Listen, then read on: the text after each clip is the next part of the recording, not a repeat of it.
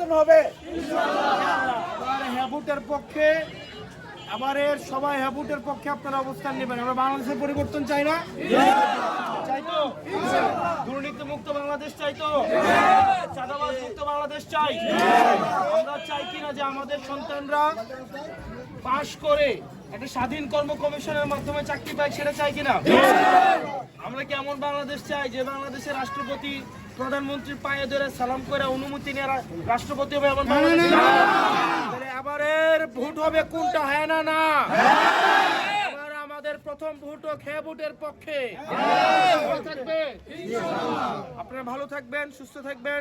নারায়ণগঞ্জে আপনারা সন্তান, এই যে আলামিন ভাই, অ্যাডভোকেট আলামিন, আপনাদের সন্তানের দায়িত্ব আপনাদেরকে নিতে হবে ইনশাআল্লাহ। আলামিন ভাই আপনাদের সন্তানকে কিভাবে সফল করবে সেটার দায়িত্ব হচ্ছে তার পরিবারের।